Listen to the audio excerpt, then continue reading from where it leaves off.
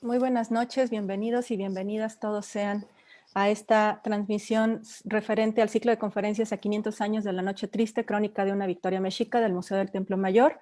Le agradecemos mucho su presencia hoy al historiador Salvador Ruedas Miders. De verdad es un placer tenerlo con nosotros en esta noche tan importante y tan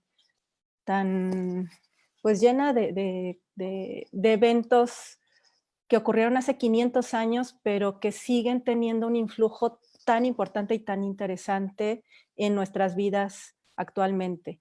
Una de las razones por las cuales el historiador está con nosotros aquí presentes tiene que ver con su formación y por otro lado con que consideramos que era muy importante también tener la visión de un historiador que nos pueda ayudar a entender cómo es que transitó esta historia desde lo que ocurrió hace 500 años a la fecha. Salvador Rueda es licenciado en Historia por la Facultad de Filosofía y Letras de la UNAM y maestro en Estudios de Arte por la Universidad Iberoamericana. Desde 2005 es director del Museo Nacional de Historia Castillo de Chapultepec. Él ha escrito y publicado, entre otros, los libros como Emiliano Zapata, Antología, en colaboración con Laura Espejel y Alicia Olivera, Códices y Documentos sobre México, en coedición con Constanza Vega y Rodrigo Martínez Barax, Pinceles Mexicanos, 3000 años de pintura, Zapata en Morelos, junto a María Elena Naval, y sus investigaciones han abarcado temas como los códices mexicanos y el zapatismo en el estado de Morelos.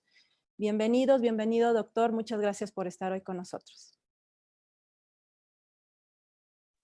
Muchas gracias, directora. Muchas gracias. Buenas noches a todos.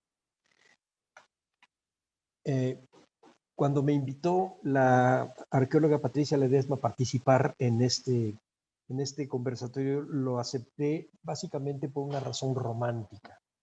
Estamos a 20 días de los 500 años de la muerte de Cuitlagua, que muere de viruelas en el momento en donde se inicia nuevamente el asedio a Tenochtitlan y que desde mi particular punto de vista se trató de una de las causas más importantes de la caída de Tenochtitlan. Pero las fechas se repiten y el 25 de noviembre, pero ya en el siglo XX es cuando los zapatistas inician la redacción del Plan de Ayala e inicia el vocabulario reivindicador de los derechos de la raza indígena. Lo firman el día 28, pero inician su escritura el día 25 de noviembre. El 25 de noviembre también muere Diego Rivera, que es uno de los grandes promotores de la estética y del protagonismo en el arte de los indígenas modernos y antiguos. Y finalmente el 25 de noviembre también tiene otra parte igualmente trágica como la de Cuitlagua, que es el juicio y fusilamiento de Felipe Ángeles, quien también defendió a los zapatistas, incluso de una manera muy moderna, frente a los maderistas. Entonces, este 25 de noviembre, que son dentro de 10 días, dentro de 20 días, se va a cumplir uno de los momentos más importantes de este episodio trágico que es la conquista de México. Quiero agradecerle a la arqueóloga Patricia Ledesma por la invitación a esta charla, al Museo del Templo Mayor por acogerme en sus programas, pero también quiero dejar constancia de que este es un tema alejado de mis territorios habituales de trabajo. Yo me dedico básicamente al fines del siglo XIX y el siglo XX. Pero la amistosa provocación del doctor Carlos Javier González me empujó a este tema. Para sorpresa mía, en realidad desembocó en asuntos que son de mi total incumbencia, como vamos a ver, por tratarse del imaginario que sobre el pasado nos hemos hecho los mexicanos modernos. Este es un episodio de lo que antes, a principios de los años 60 del siglo pasado, llamábamos historia nacional. Así que este árbol que están ustedes viendo tiene ramas que yo no había sospechado. Así que es justo agradecer a quien movió esta reunión, que es el doctor González. Les voy a leer un texto, una buena parte de él se publicó hace poco en la revista Arqueología Mexicana, y tiene que ver con la idea del árbol de la noche triste. Es decir, no solamente es la batalla de la noche triste, sino del referente físico que para las generaciones del siglo XX nos hablaban del momento en donde Hernán Cortés, derrotado, llora. Y vamos a hablar del origen de eso. Me voy a remontar, por supuesto, a las memorias más antiguas. Cito, en esta entrada y salida que hicimos con los caballos era jueves, escribió Bernal Díaz del Castillo. A veces su memoria es tan precisa en detalles que hace dudar de la veracidad de lo que cuenta. La primera edición de estas memorias es de 1632, pero la escribió muy posiblemente hacia los 1580. Por siglos, Bernal Díaz ha inspirado innumerables historias y leyendas. También ha logrado confundir a sus lectores con esta precisión. Era un jueves. El cielo anunciaba ya la temporada de lluvias. Habían pasado 4 arduas jornadas desde que Hernán Cortés entró a la ciudad de Tenochtitlan el domingo de San Juan de 1520. Luego de resolver a su favor el problema político y bélico que le planteó la expedición punitiva de Pánfilo de Narváez. Y a lo largo de esa semana, a partir del domingo de San Juan, Hernán Cortés preparó el camino para romper el cerco que desde mayo, cuando estuvo ausente, los mexicas tendían a los españoles y a sus aliados tlaxcaltecas encerrados en el palacio de Axayácatl. Cortés quizá imaginó que su llegada el día del Bautista, que era un adelantado como él, deparaba buena fortuna. En la tradición hispana, el día de San Juan resultaba en fiesta y competencia de habilidades caballerescas. La noche de San Juan era de promesa popular de portentos y de tesoros, que se abrían como tentación y robaban las almas lúbricas. Era el jueves, era el 24 de junio de 1520. Y es que, al regresar de vencer a Pánfilo de Narváez, el capitán notó que no era bienvenido. En su carta al rey Carlos detalló la perplejidad. Decía, en todo el camino nunca me salió a recibir ninguna persona del dicho Moctezuma, como antes lo solían hacer, y toda la tierra estaba alborotada y casi despoblada, de que concebí mala sospecha, creyendo que los españoles que en la ciudad habían quedado eran muertos. Termina la cita. Al explicar el momento, ya en 1844, William Prescott, siguiendo a los cronistas virreinales, imaginó que el silencio de la ciudad era una mala señal, hasta que el ronco sonido de la trompeta española le regresó el aliento. Notó la gravedad del sitio Cortés. Intuyó que los siguientes serían días aciagos. Y entre el sábado 30 y la madrugada del 1 de julio, la suerte estaría echada. En el capítulo 135 de su, y cito, alucinada y luminosa peripecia mexicana, como con certeza la calificó nuestro contemporáneo Pere Gimberrer, Bernal Díaz del Castillo refiere como la noche triste a ese episodio que costó tantas vidas. En apenas unas horas se torció la historia. Fue el comienzo de la que durante 5 siglos se ha llamado la conquista de México y el final del mundo indígena autónomo, acontecimiento que estremeció al mundo. Esa noche, una cadena de sucesos se empujaron en el tiempo.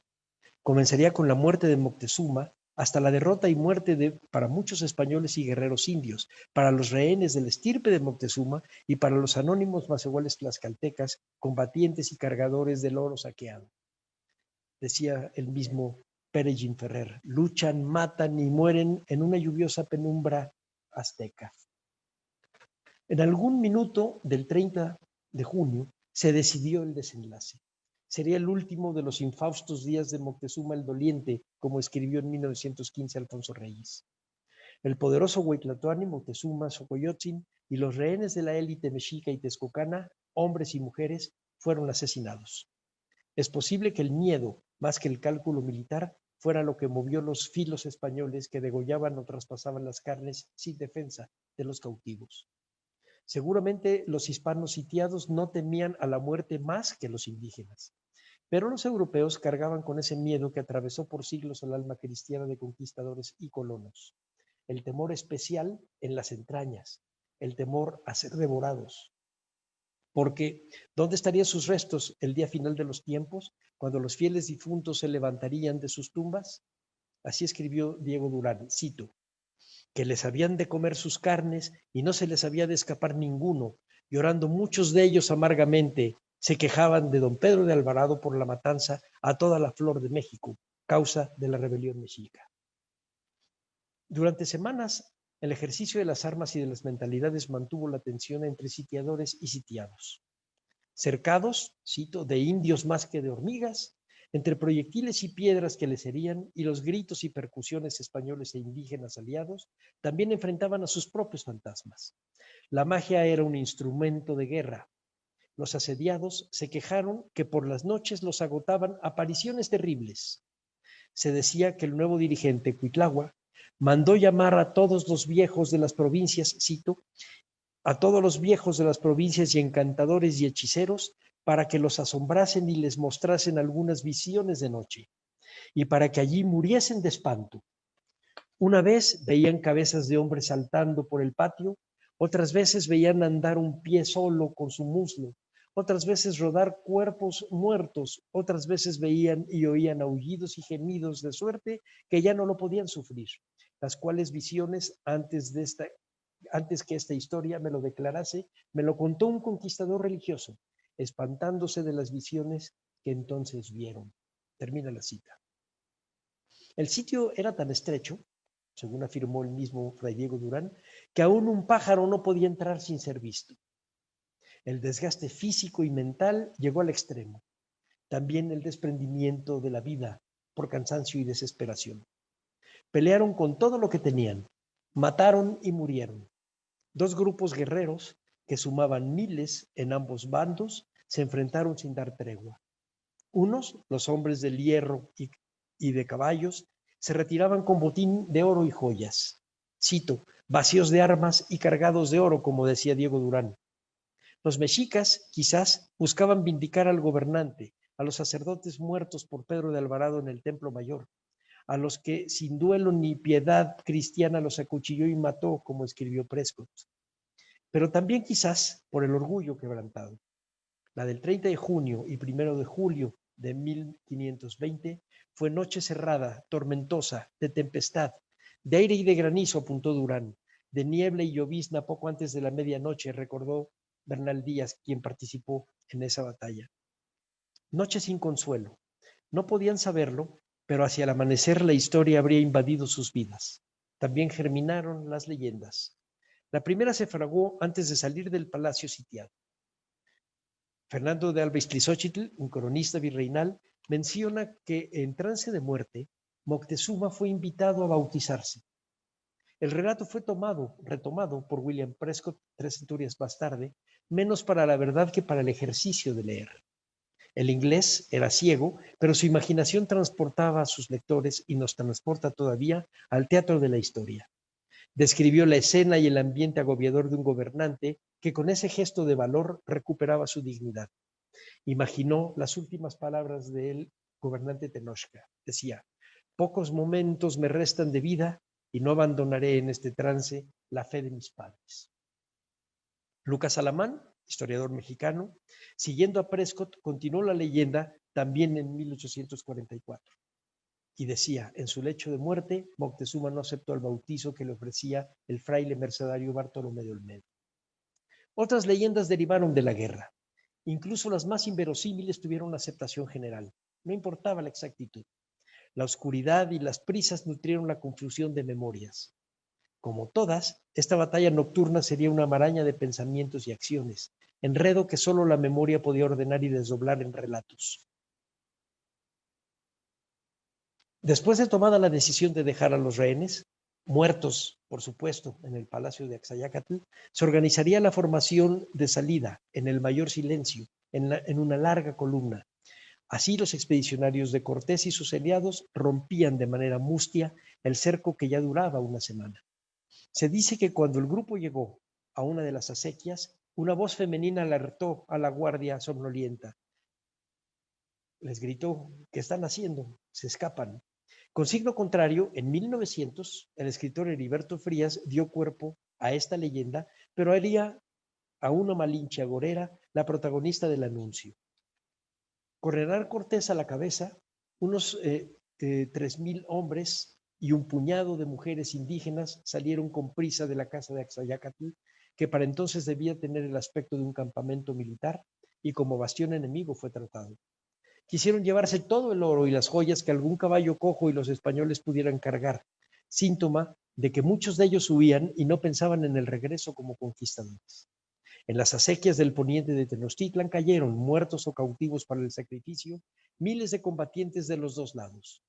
No podían saberlo, pero fueron los protagonistas de un drama histórico definitivo. El recuento de Cortés no dejó mayor ganancia que la pura sobrevivencia. Amigos, compañeros de aventura, refuerzos indígenas y la mayor parte del botín de oro se hundieron en el canal. El español fue el bando derrotado. Dos efectos de largo aliento derivaron del alto costo de la batalla. En el sitio de Mayor Fragor, la fundación de una capilla llamada de los Mártires, en homenaje a los caídos de la facción cortesiana, capilla que fue sustituida por el templo dedicado a San Hipólito, santo que se celebra el 13 de agosto, día de la caída de Tenochtitlan, en 1521. Y el segundo, el Paseo del Pendón, que cada 13 de agosto desde 1528 iniciaba su marcha rumbo al ayuntamiento hasta su abolición con la Constitución de Cádiz en 1812. Vale aquí un paréntesis: la iglesia de San Hipólito hoy es el lugar en donde los fieles cada fin de mes celebran a San Judas Tadeo. Ese fue un lugar de una de las leyendas más atractivas. Las crónicas virreinales refieren el salto asombroso de Pedro de Alvarado, acción que salvó su vida siendo el último hombre de la retaguardia española que pasó en la huida. Debió ser muy popular el hecho, porque los biombos pintados con escenas de la conquista de finales del siglo XVII ya llamaban a ese momento la Noche Triste, y la nomenclatura de la Ciudad de México le puso la calle Puente de Alvarado, y lo han traído en la memoria a pesar de su más que probable origen fantástico. Muy pronto se habló de la hazaña, tanto para admirarla como para dudar de su veracidad. El cronista, Francisco López de Gómara, imaginó que Alvarado, cito, siguió tras Cortés con una lanza en la mano, pasando sobre españoles muertos y caídos y oyendo muchas lástimas. Llegó a la Puente Cadera y saltó de la otra parte sobre la lanza. De este salto quedaron los indios espantados y aún españoles, que era grandísimo y que otros no pudieron hacer, aunque lo probaron y se ahogaron. Otro cronista, Gonzalo Fernández de Oviedo, describe la escena y da pie a dos leyendas de eficacias narrativas independientes. De un lado, la mencionada acción de Alvarado. Del otro, el llanto de Hernán Cortés. Cito: en fin, él lo saltó y ganó por ello la vida. Perdieronla muchos que atrás quedaban. Llegó a Cortés, que estaba encima de unas gradas de un cu, sentado, diciendo muchas lástimas, y a vuelta de ellas otras palabras contra los que habían atrás quedado. Termina la cita. Cuando hablan de muchas lástimas, sugieren que está llorando. López de Gómara fue puntual en su tono dramático. Cito: Cortés a esto se paró y aún se sentó, y no a descansar, sino a hacer duelo sobre los muertos y que vivos quedaban. ¿Y quién no llorara viendo la muerte y estrago de aquellos que con tanto triunfo, pompa y regocijo entrado habían? Murieron en el desbarate de esta triste noche, que fue el 1 de julio del año 20 sobre 1500, esto es, 1520. 450 españoles, 4,000 indios amigos y 46 caballos, y creo que todos los prisioneros.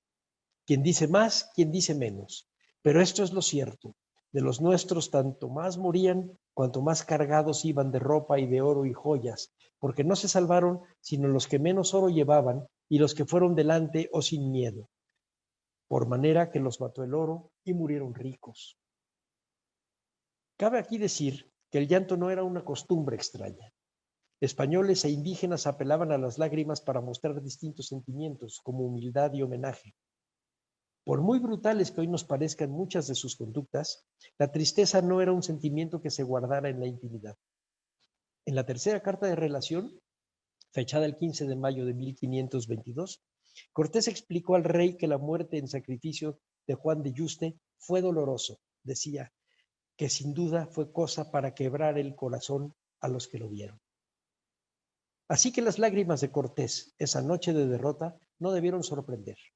Bernal Díaz, al referir la muerte de Moctezuma unas horas antes, escribió, rememoró este hecho de unas horas antes de la muerte de Bernal Díaz, de Moctezuma, lo memoró Bernal Díaz. Decía, Cortés lloró por él y todos nuestros capitanes y soldados, hombres hubo entre nosotros de los que le conocíamos y tratábamos, que fue tan llorado como si fuera nuestro padre, y no nos hemos de maravillar de ello, viendo que tan bueno era. Sin embargo, por otra parte, Bernal Díaz descreyó del legendario salto que se adjudicaba a Alvarado. En su testimonio, deja entrever el origen, es decir, el ingrediente de realidad que se sumaría unos siglos después con la fantasía del episodio memorable. Cuando Cortés y los demás capitanes vieron que Alvarado sobrevivió y que sería el último en llegar, dijo, vieron que no venían más soldados y se les soltaron las lágrimas de los ojos. Y es que al terminar la noche, según se consignó en muchas crónicas, Cortés lloró en algún punto camino a Tlacopan. El hecho se registraría como lamento por unos, pero también como oportunidad política por otros, porque supo Cortés que podría contar con sus aliados tlaxcaltecas y que lloraba para ellos. La repetición del relato, que devolvía al capitán español su proporción humana, se desdobló en una leyenda nacional. Cito, pues más de llorar fue por los caballeros y esforzados soldados que faltaban. ¿Qué es de Juan Velázquez de León, Francisco de Saucedo y Francisco de Morla y un Lares del Buen Jinete y otros muchos de los nuestros de Cortés? ¿Para qué cuento yo estos pocos? Porque era para escribir los nombres de los muchos que de nosotros faltaron, es de no acabar tan presto. Pues de los de Narváez, todos los más en las puentes quedaron cargados de oro. No dice nada, por cierto, y pongamos atención en esto, del lugar donde Cortés lloró a sus muertos. No hay mención tampoco de que fuera al pie de un árbol. Fray Bernardino de Sahagún compiló los relatos de informantes indígenas en su Historia Universal, acopiada en el Códice Florentino, entre 1575 y 1577. Al narrar la salida de los españoles y sus aliados de Tenochtitlan, la memoria indígena recordaba con su singular precisión por los nombres y los lugares que fueron tantos los muertos y la urgencia de escapar del ataque mexica que los españoles cruzaron las acequias pasando sobre los cuerpos de sus propios compañeros caídos. Cito, llegaron a otra acequia que se llamaba Petlacalco y pasaron con harta dificultad habiéndola pasado allí, se rehicieron todos y se recogieron. Y llegaron a otro lugar que se llama Puputla, ya que amanecía, y seguíanlos con gran grita. Españoles con algunos tlaxcaltecas iban juntos por su camino adelante, y peleando los unos con los otros siguieron hasta cerca de Tlacupan, hasta un lugar que se llamó Tiliucan, y allí mataron al señor de Tacuba, que era hijo de Moctezuma. Pero no hay ni una palabra sobre el llanto de Cortés, aunque sí señalan el haberse detenido en Popotla, a donde se llegó al amanecer. Sin embargo, el libro 12 de Sahagún fue inaccesible hasta comienzos del siglo XIX. En su narración existe un elemento que después daríamos por hecho preciso, que derrotado, Hernán Cortés llegó a Popotla, pero concebirlo en llanto bajo un ahuehuetle les fue ajeno a los informantes. Este sería un dato que se crearía mucho tiempo después. El punto de vista indígena que ofrecen los informantes de Sahagún no fue característica del historiador texcocano Fernando de Alba Iztlizóchitl, descendiente de Nezahualcóyotl. La suya fue una pluma ya barroca, inclinada a creer en la intercesión divina en apoyo a los conquistadores y sus aliados. La historia del barroco era la apuesta cristiana a ganar almas en ese espacio brutal que era el imperio de Moctezuma. A comienzos del siglo XVII, describió el llanto del capitán español no en Popotla, sino varios kilómetros al poniente, donde habrían de encontrar refugio definitivo tras esta noche aciaga. Cito, salido que fue Cortés con los suyos aquella noche con tan gran pérdida, se fue retirando por los altos de Tlacopan, que es hacia el cerro de Tototepec, que llaman el día de hoy Nuestra Señora de los Remedios. Y según relación citada de los tlaxcaltecas, se paró allí el capitán Cortés triste, afligido y derramando muchas lágrimas, viendo por una parte la muerte de tantos compañeros y amigos que dejaba muertos en poder de sus enemigos, y por otra el manifiesto milagro que la reina de los ángeles, su abogado el apóstol San Pedro y el de los ejércitos españoles Santiago habían hecho de haberse escapado él y los más que iban en su seguimiento. El llanto y el discurso no serían una anécdota perdida de un soldado cristiano derrotado, sino el gesto político de pedir un mayor esfuerzo para hacer a texcocanos y tlaxcaltecas partícipes de un botín si se regresaba y se vencía al poderoso mexica. Aunque pudo haberse conocido la fuente tlaxcalteca que consultó Alba Esplizóchitl, que tal vez fue Diego Muñoz Camargo, el siglo XVIII heredó una pintura indígena, el lienzo de Tlaxcala, que no hace mención de ninguno de estos hechos. Para entonces, por ejemplo, a Pedro de Alvarado se le recordaba más por su aventura guatemalteca, por la matanza del Templo Mayor o por su muerte en la guerra del Mixtón, que por su increíble brinco, que ya era una hazaña legendaria que existía solo en el arte. Así que el lienzo de Tlaxcala no menciona el llanto de Cortés, ni por consecuencia encontrarlo bajo un ahuehuete en Popotla. Aunque su lector y traductor Alfredo Chavero, un siglo más tarde, diría que sí fueron consignados en el lienzo de Tlaxcala en estos relatos porque él veía un árbol. Sin embargo, historias más recientes o historiadores más recientes han reconocido que ese árbol en realidad menciona a Coajimalpa y no es el árbol bajo el cual debió haber llorado Cortés. ¿Por qué lo hizo Chavero? Porque Chavero ya vivía en el ambiente en donde la leyenda popular mencionaba que Cortés había llorado bajo un árbol. Es posible que para estos tiempos el suceso del árbol de Popotla ya fue un pasaje popular, aunque no escrito, en los relatos de la conquista de México. No aparece ninguna fuente histórica. Por esos mismos años, a finales del siglo XVIII, Francisco Javier Clavijero escribió su Historia Antigua de México y escribió lo siguiente: no pudo Cortés, a pesar de la grandeza de su corazón, refrenar las lágrimas a la vista de tanta calamidad.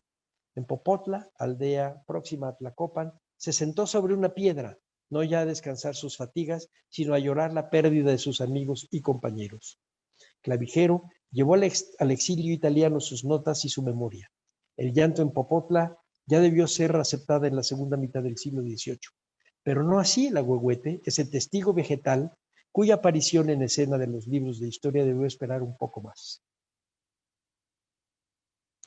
La obra mexicana de William Prescott fue un éxito editorial y se publicó en castellano en 1844.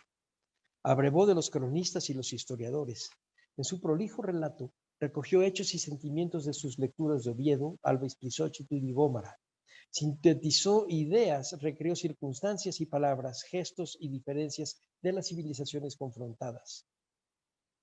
Pero no mencionó al ahuehuete. Cito: el comandante español, después de apearse de su fatigado corcel y de recostarse en las gradas de un templo indio, miró tristemente desfilar por delante de él sus destrozadas tropas. La caballería, la mayor parte sin caballos, venía confundida con la infantería, la cual arrastraba con trabajo sus cansados miembros. Las rotas mallas y desgarradas vestiduras, salpicadas de lodo salado, dejaban ver sus grandes heridas. Sus relucientes armas, sus cascos y banderas, su tren y su artillería, en suma, todo lo que constituye el orgullo y los trofeos de una guerra gloriosa, todo se había perdido para siempre. Al pasar Cortés la vista por aquellas menguadas y desordenadas filas, en vano buscó la cara de muchos de los antiguos y queridos compañeros que le habían seguido inseparablemente en todos los peligros de la campaña. Aunque acostumbrados a reprimir sus emociones o a lo menos disimularlas, aquel espectáculo fue superior a las fuerzas de Cortés, que ocultó el rostro entre las manos y cuyas lágrimas no pudo contener. Revelaron la angustia mortal que devoraba su alma. La noche triste, dijo Prescott, sería consignada en los anales de la nación. Ese mismo año de 1844, Lucas Alamán, lector y comentarista de Prescott, escribió sobre la noche triste y dijo lo siguiente: que así los restos del desbaratado ejército pudieron reunirse al amanecer en Popotla, en donde pasaron a Tacuba. Allí reconoció Cortés toda la pérdida que había sufrido y pudo contemplar el inminente riesgo en que se hallaba, pero la pena que tantas pérdidas le causaba se mitigó viendo en salvo a doña Marina y a Martín López, el constructor de los bergantines, pues en medio de tamaña derrota, nunca su ánimo, superior a todas las desgracias, se apartaba de su grande intento y de los medios de llevarla a cabo. No menciona a Alamán en sus disertaciones históricas el llanto ni el ahuehuete, sí en cambio se demora en el raro salto de Pedro de Alvarado más como creencia popular que como un hecho probado.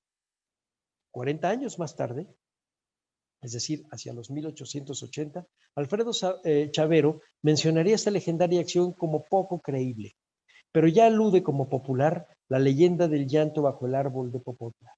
Es decir, la imagen de Cortés bajo el ahuehuete fue consignada como popular leyenda, lo que se entendería como pasaje de dominio común. Manuel Paino, contemporáneo de Chavero, haría mención del relato en su libro de texto escolar. Estamos hablando de 1886. Y de paso, daría una pista a su existencia en el discurso político y no en la historiografía.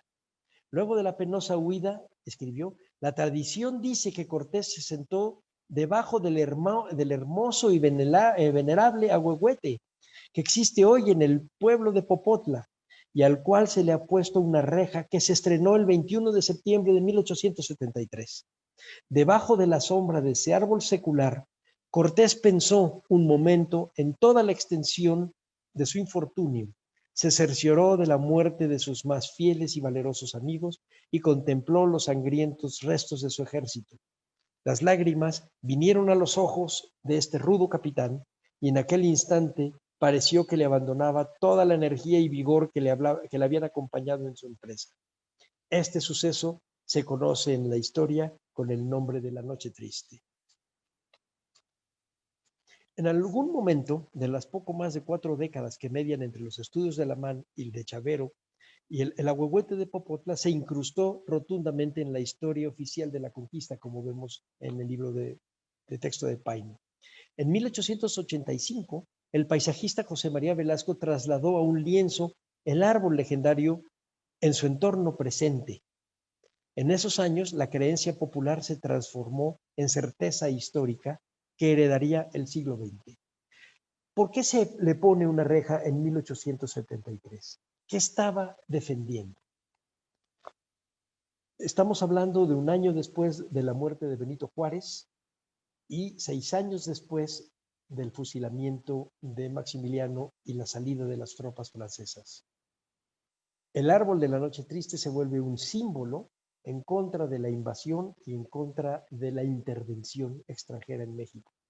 Y el hecho de que Cortés, el conquistador, llore bajo este árbol, redondea la leyenda de la soberanía de México en contra de quienes quieren invadirlo o quieren intervenir en sus decisiones.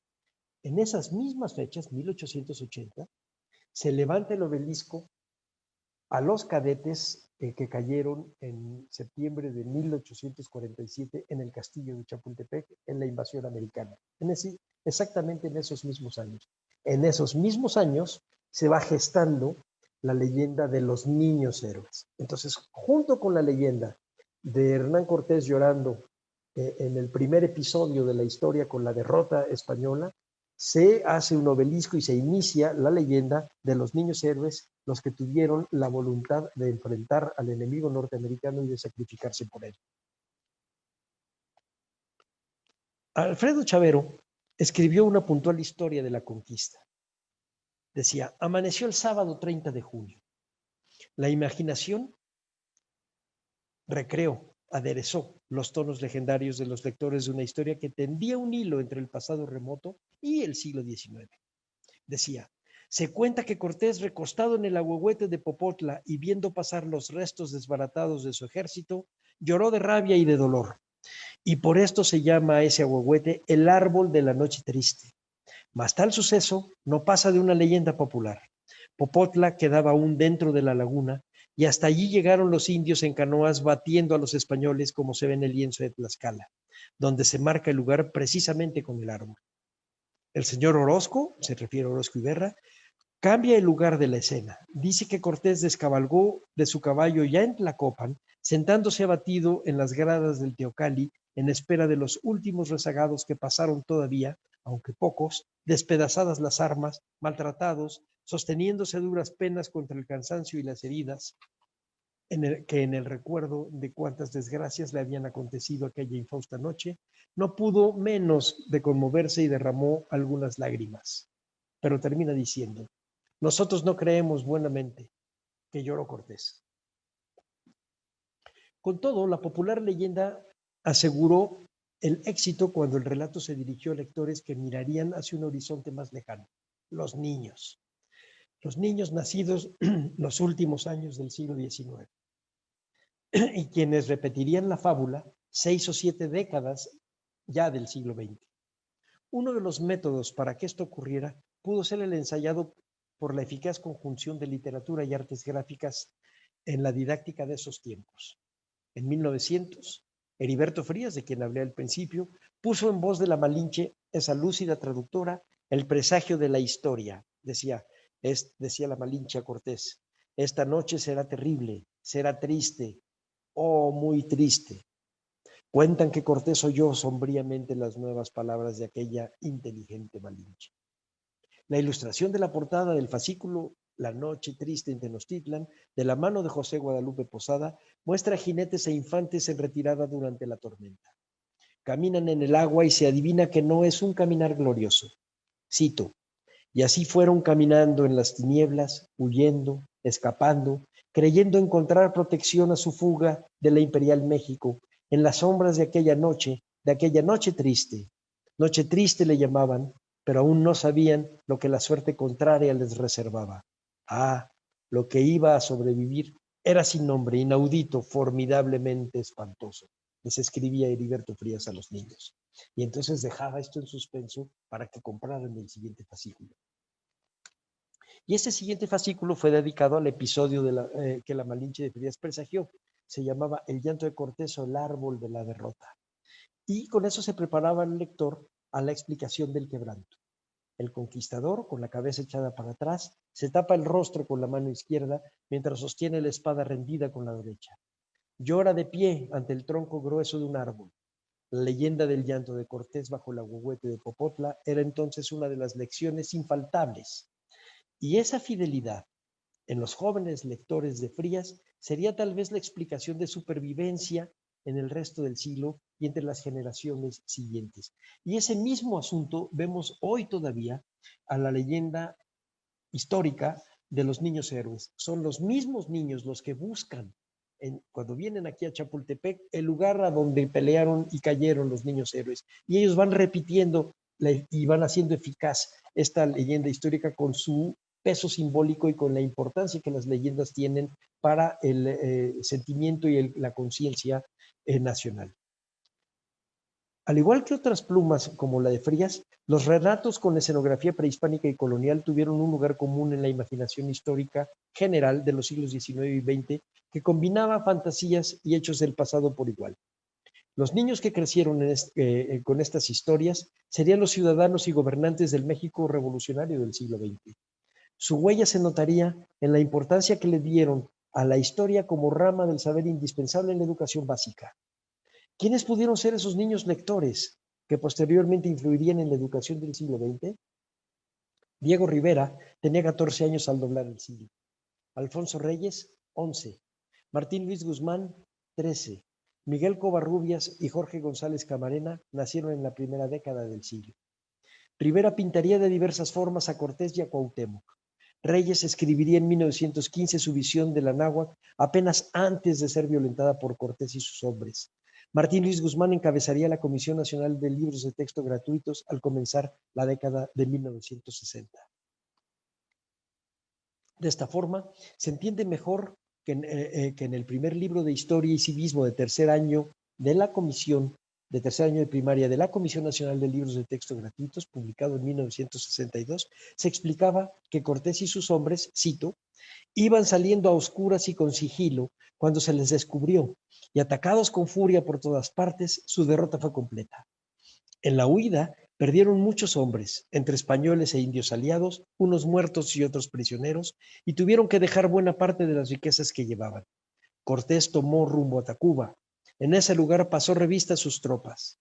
Todavía existe un árbol llamado el Árbol de la Noche Triste, donde, según la tradición, Cortés no pudo contener su congoja ante la magnitud de la derrota que acababan de infligir. Estamos hablando de 1962. Es un libro de texto que a mí me tocó leer en tercero de primaria. Soy viejo. 10 años después, en 1972, en el libro de Ciencias Sociales, este episodio se explicó con menor detalle. Explico. Se dice que esa noche murieron muchos soldados y que Cortés, desolado por la derrota, lloró bajo un ahuehuete de Tacuba al que todavía se le conoce como Árbol de la Noche Triste. Con la vaguedad derivada de la prudencia y con afán de no convertir la historia fáctica en una fábula, en 1988 se explicó a los niños lo siguiente. Cuando Cortés quiso regresar a Tenochtitlan, sufrió en Popotla una gran derrota. Este episodio es conocido como la Noche Triste. Los años siguientes, es decir, 1994, 2007 y 2010, los responsables de escribir el libro de historia de cuarto grado retomaban la imaginación histórica y escribieron. Una noche, los españoles envolvieron en trapos los cascos de los caballos para huir sin hacer ruido. Pero fueron descubiertos. Dirigidos por Cuitláhuac, los mexicas los derrotaron. Más tarde los españoles llamaron a este episodio Noche Triste. Se dice que Cortés lloró la derrota al pie de un ahuehuete. En el bloque 3 del mismo libro de historia de cuarto año, se explicaba que tras la muerte de Moctezuma el 30 de junio de 1520, cito, Cortés intentó huir de Tenochtitlan, pero fue descubierto y atacado por los mexicas camino a Tlacopan y Tacuba, en la Ciudad de México. En esa batalla murieron muchos españoles y perdieron la mayoría de las riquezas que habían obtenido, siendo la peor derrota que obtuvieron durante la conquista. Por eso la llamaron la Noche Triste, aunque para los mexicas fue una noche de triunfo. Nuevamente desapareció para los reproductores de ideas del futuro la poética imagen, pero inexacta históricamente, del conquistador que lloró al pie del ahuehuete en Popotla. Debo confesarles que cuando me invitó el doctor Carlos González a buscar este origen de la leyenda, yo no pensaba que fuera una leyenda. Yo estaba seguro que Cortés había llorado en el Árbol de la Noche Triste porque yo lo leí en el libro de texto de tercero de primaria. Y cuando él me dice, yo creo que no es así, compañero, ¿por qué no le va buscando? Y entonces me encontré todo esto que les estoy escribiendo. El llanto de Hernán Cortés bajo el árbol es una tradición que al parecer no es muy antigua. Se nutrió de la historia de la guerra de conquista, de la tradición popular y de los múltiples relatos posteriores que de ella se han hecho. Imposible saber en qué momento nació y es interesante analizar por qué otros episodios aún más dramáticos fueron marginándose de la memoria, como las misteriosas apariciones de cuerpos desmembrados de los mexicas o incluso de todos aquellos que fueron sacrificados al ser tomados prisioneros en la Noche Triste. Pero más aún, el de la muerte por viruela de Cuitláhuac y del peso que tuvo la viruela en la caída de Tenochtitlan. Todo eso se olvidó. En cambio, se deja la derrota de la Noche Triste y el llanto de Cortés. Hasta hace unos años fue una prodigiosa narración. Era una elección para los niños, no el hecho comprobado de una turbulenta historia. Hoy nos basta saber que, como todas las tradiciones, ya lo dijo Jorge Luis Borges, es obra del olvido y de la memoria. Y quisiera terminar con una frase de otro escritor argentino. En un libro Entre los indios puso: la guerra como ocupación del tiempo era un negocio complicado e incierto. Y tenía un inconveniente peor todavía que sus fatigas y crueldades. Ocupaba a la paz con sus anécdotas, sus imágenes y sus leyendas. Con esto termino esta primera parte de la plática y quisiera comenzar con una segunda lectura que es a través de las imágenes, ir recreando un poco cómo se fueron interpretando los distintos pasajes que tienen que ver con la Noche Triste. Vamos a la primera, por favor. Bueno, acá es del Códice Mendocino, es Moctezuma. Vamos más o menos rápido. Yo le pido cuando nos detengamos. Vámonos rápido. Otra vez Moctezuma, la casa de Moctezuma.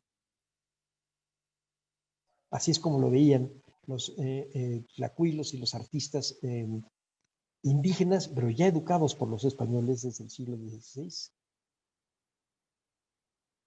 Vamos siguiéndonos.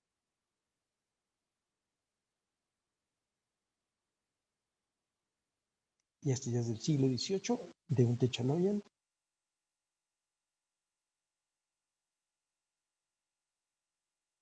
Siglo XIX, Moctezuma recibiendo las noticias de la llegada de los españoles.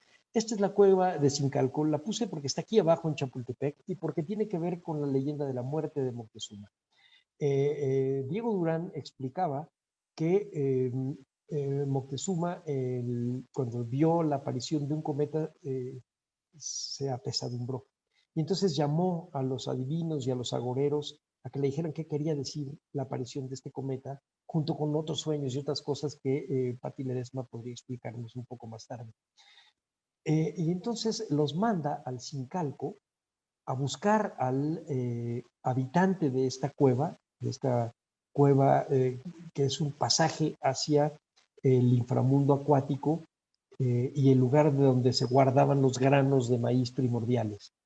Y los corcovados y los enanos, que eran los que podían entrar al Zincalco, ven a Huemac, que viendo las descripciones pudiese ser un desdoblamiento de un Tlaloc.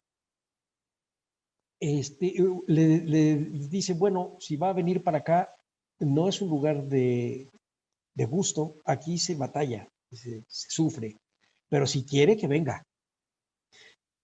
Y le dice, pero para eso tiene que hacer una gran penitencia. Y tiene que vestirse como penitente y comer como penitente. Tiene que dejar todos los lujos. Y cuando termine de hacer esa penitencia, aquí en Chapultepec se va a aparecer una luz. Y él va a ir en una canoa hacia el rumbo de Tlatelolco. Y de ese rumbo va a ver esta luz y se tiene que dirigir para acá. Y aquí lo voy a estar esperando. Cuando él hace todo eso y está viniendo Moctezuma hacia la cueva de Zincalco, uno de los sacerdotes de Huitzilopochtli soñó que se le aparecía Huitzilopochtli y le decía, oye, Moctezuma está huyendo, ve por él porque es una vergüenza. Y entonces atrapan, interceptan a Moctezuma y le dicen, ¿qué va a hacer? Usted tiene que regresarse. No puede tener miedo de nada de lo que vaya a pasar. Usted tiene que regresar porque ¿qué van a decir de nosotros los purépechas, los huejotzingas, los tlaxcaltecas, los de Cholula, todos los demás? ¿Qué van a decir? ¿Que somos cobardes? Usted se tiene que regresar. Y entonces regresa Moctezuma a cumplir con su destino. Más adelante, el mismo cronista explica que una vez muerto Moctezuma, es llevado en secreto a las bóvedas regias de Chapultepec. Pensemos que las bóvedas regias de Chapultepec eran estas cuevas, que venían a estas bóvedas regias de Chapultepec donde fue sepultado. Vamos a la que sigue, en la noche triste. Vamos a la que sigue. Estos son los restos de los petroglifos que mandó a hacer Moctezuma el primero. Bueno, vamos a lo que sigue. Este es un... Ok. Esto ya es de un biombo de la conquista, es el encuentro de Moctezuma con Cortés. Hay que leerlo en bustrófedon, es decir, hay que leerlos en zigzag, y son los relatos de la conquista que habían mandado hacer nobles españoles para sus casas en el lugar a donde tenían que recibir a sus invitados. Y entonces se entretenían con estos relatos que empezaban con un hecho político como el encuentro de Moctezuma con Cortés, pero que terminaban con la noche triste y la caída de Tenochtitlan. Vamos a lo que sigue. Estas son distintas versiones de distintos biombos. Uno es en Enconchado, estos son los biombos que hay algunos, hay uno en el castillo, hay otro en el Franz Mayer. Vamos más adelante. Otro más está en el Sumaya. Vamos más adelante, por favor, vamos pasándolas así. Distintos retratos de Cortés. Aquí solo quiero notar en el escudo, y si quieren pasemos un poquito la anterior, por favor, Mitzi. Si ven, están las cabezas. Bueno, las tres coronas que aparecen en el campo oscuro, a un lado adentro del escudo, hay tres coronas. Esas tres coronas son las de Moctezuma y los señores que cayeron en la conquista de México, y las cabezas son los reyes vencidos de los alrededores de México, y todos aparecen en el escudo de Cortés que le da Carlos V en marzo o a principios de 1525, cuando Hernán Cortés está en su expedición a las Higueras y ahorca a Cuauhtémoc. Vamos a la que sigue.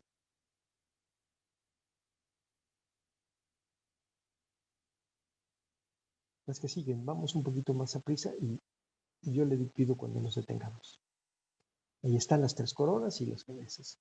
Este es del Códice del Aperreamiento, la Malinche, Doña Marina y Cortés.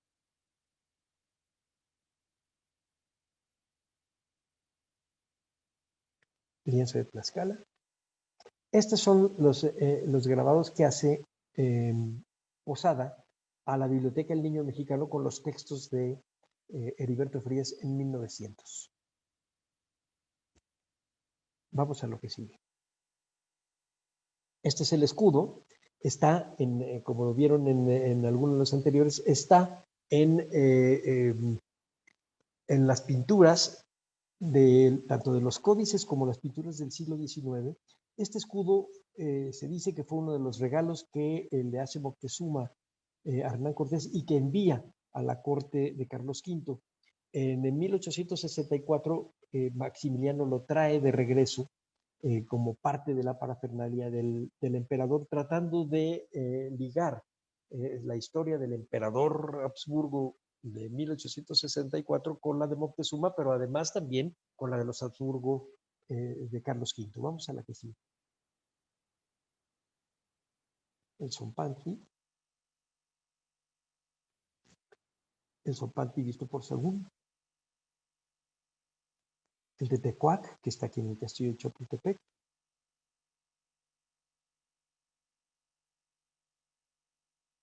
El de la pintura de Adrián Unzueta en 1896. Los prisioneros son los que cayeron en la Noche Triste. Hay un pequeño relato de Pérez Reverte que se llama Ojos Azules, que es lo que sucede con uno de los prisioneros españoles que caen en la Noche Triste. Y de ahí viene el pequeño estudio de Pérez Gimferrer, que es magnífico. Se los recomiendo.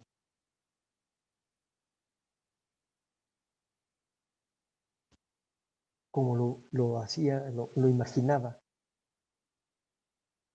El de Adrián Unzueta es de los años 90, es 1896, y esto es 1900. Y este otro es lo que están encontrando los arqueólogos de Lina, la gente que está en Templo, el que sigue, por favor, del verdadero Zompantli en Tenochtitlan. El peto de Pedro de Alvarado, una bombarda,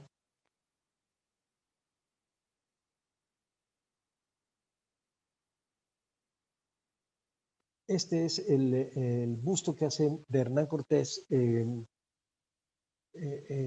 Tolsá, para ponerlo en su tumba cuando se traslada en 1794 al Hospital de Jesús. En ese momento todavía Cortés era pensado como el fundador de la Nueva España. Vamos a lo que sigue, por favor.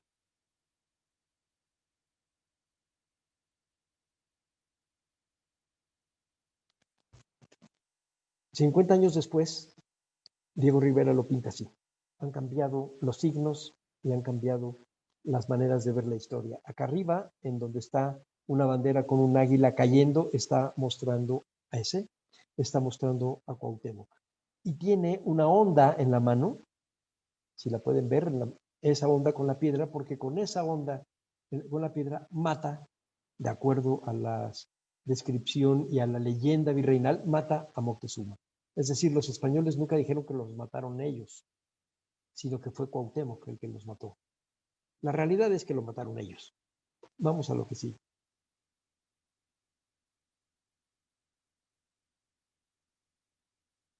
Bueno, aquí es solamente para mostrarles este Hernán Cortés con las piernas chuecas, que es una manera como el barroco pintaba a Hernán Cortés. Vamos más para adelante, por favor.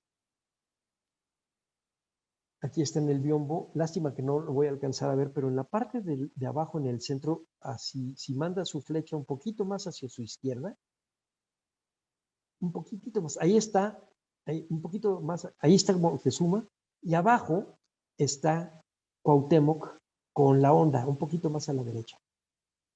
Ese es Cuauhtémoc con la onda. Más adelante hay una, si no estoy mal, hay un acercamiento.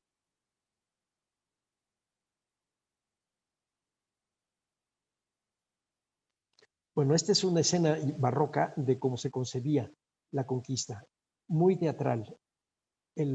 La espada está en el piso, que es símbolo de vasallaje, y el bautizo es un gesto político, no es un sacramento, no se trata todavía de conquista espiritual, estamos hablando de cómo Ixtlilxóchitl acepta al rey cristiano como su rey y él es un vasallo. Y desde tiempos de Carlomagno, el bautizo era una ceremonia de tipo político de aceptación del vasallaje al rey cristiano. Vamos a lo que sigue, por favor. Y aquí aparece Moctezuma con su diadema y dos en la cabeza con dos, perdón, águila con dos cabezas. Vamos a la que sigue, por favor. Esta es una cromolitografía del mismo óleo. Esto aparece en 1882. Hacia la derecha está Moctezuma y si ven el gesto está rechazando. No, a la derecha de donde tiene su flechita a su derecha. Un poquito más adelante. Ese es Moctezuma, el que acabamos de ver atrás. Si quiere, regrese los dos para atrás. Una más. Ahí está en el cuadro. Está rechazando el bautizo porque está siguiendo el relato de que Moctezuma no acepta ser bautizado como si acepta ser Ixtlilxóchitl. Pero el mundo barroco no importaban las secuencias. Eso no sucedió históricamente así. Nunca estuvo Moctezuma donde estaba Ixtlilxóchitl. Pero para el pintor y el quien manda hacer esta pintura, lo que interesaba era cómo el fraile mercedario que está bautizando a Ixtlilxóchitl, que es al que se supone tenía que bautizar a Moctezuma y Moctezuma no se dejó, es uno de los protagonistas de la conquista. Vamos más para adelante, gracias. Más para adelante. Aquí está otra vez Cortés humillándose ante los franciscanos, otra vez la espada está en el piso. Es importante lo de la espada en el piso por lo que vamos a ver más adelante, por favor. Bueno, escenas del biombo. Vamos más adelante, vamos a ir rápido el biombo. Bueno, acá está la prisión de Moctezuma, como la vio Posada. Vamos más adelante.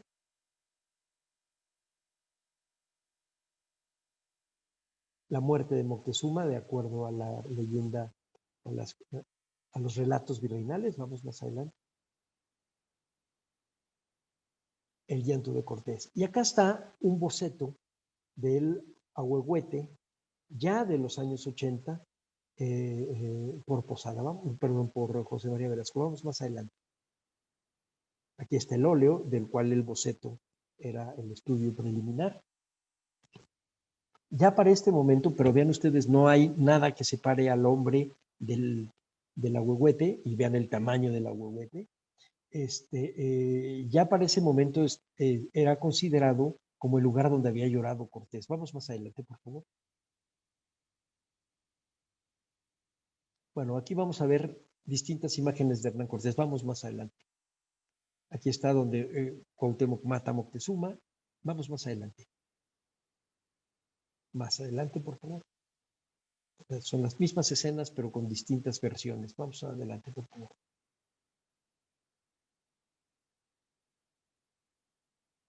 Estos son ya de los muralistas. Esto era Orozco. Este es el de la noche triste, visto por Posada. Vamos adelante. Vamos adelante. Estos son los que veíamos nosotros cuando éramos niños. Esto es lo que hacía, este es el que veíamos nosotros. El otro es el que veían nuestros abuelos, el que sigue. Ese es el que veían nuestros abuelos. Vamos al que sigue.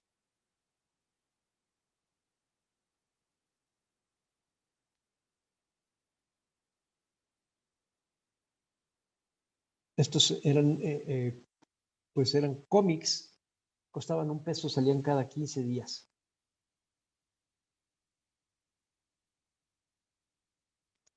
Cuauhtémoc en una imagen del siglo XVIII. Cuauhtémoc en una imagen del siglo XIX, de finales del siglo XIX. Cuauhtémoc se convierte en héroe en el siglo XIX y sobre todo a finales del siglo XIX. Vamos más para adelante. Este es de Jesús Contreras.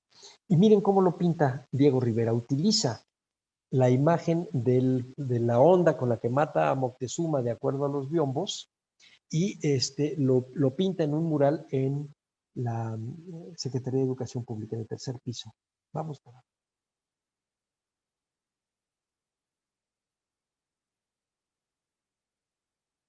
Vamos a seguir. Acá está, ese es Cuauhtémoc, porque Diego Rivera pinta a Cuauhtémoc ahorcado, colgado de pies, porque así es como lo pintan en la tira de la peregrinación. Vamos un poquito antes, por favor, uno antes. Esta es la escena completa. Entonces está Pedro de Alvarado, pero está Cortés. Vean ustedes a Cortés deforme. Y les voy a contar la otra parte de la historia. En 1847 se encuentran los restos de los niños héroes. Pero casualmente también, unos meses antes, se encuentran los restos de Hernán Cortés. Y se suelta la polémica.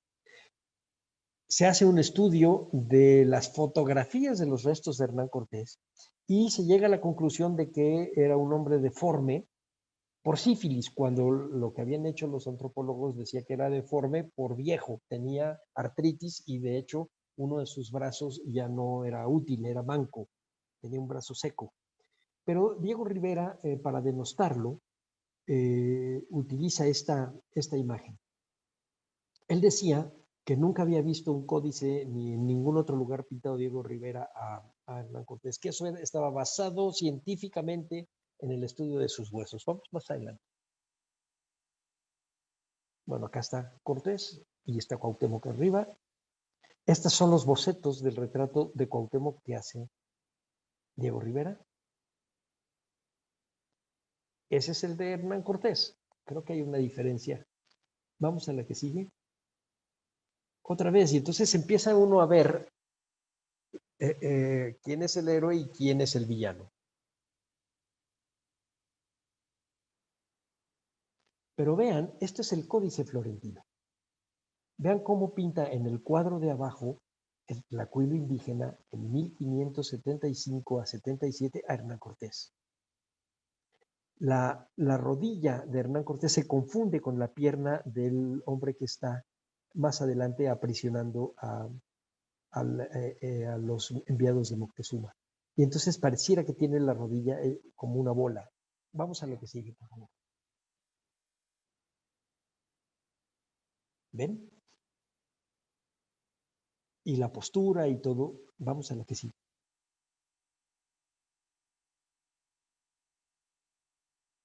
Acá están las rodillas de Hernán Cortés en una grisalla. Acá está en la de Palacio Nacional. Vamos más adelante. Más adelante, por favor. Bueno, ahí me regodeé. Aquí. No, este es importante. Ahí está el Hernán Cortés de Diego Rivera y está el Hernán Cortés de uno de los biombos. Vean ustedes que decía que nunca los había visto, pero ahí están. Están la manera como tiene la ropa, los brazos, la mano, la cara y las rodillas. Pero los cascabeles, si son del códice, si vamos 2 para arriba, lo vamos a ver. Un poquito más para arriba. Bueno, no me importa, son los libros de texto gratuitos. El tormento de Cuauhtémoc, por Siqueiros. Siqueiros con esta fuerza, viendo al centauro como lo veían los guerreros aztecas, pero ya atravesado con una lanza y con la cruz en una mano y un cuchillo en la otra. Este es el que hizo González Camarena en el castillo de Chapultepec. Esto es pintado al mismo tiempo que aparecen los libros de texto gratuitos que estamos hablando. Y entonces aquí la espada no está funcionando como un símbolo del vasallaje al rey, sino está funcionando como lo hemos entendido en esta segunda mitad del siglo, cuando menos, y si no es que en todo el siglo XX y XXI, como un arma de guerra, y está atravesando al guerrero indio, mientras el guerrero indio también lo está matando a él. Vamos a la que sigue, por favor.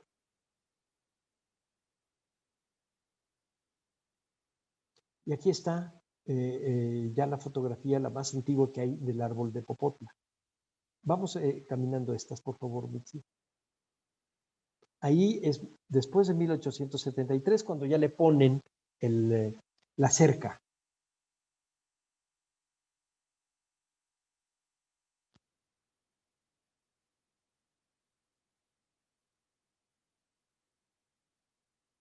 Este es como lo tiene el símbolo de que está en el metro, la estación del metro Popotla. Y eso es de los años 70 para acá.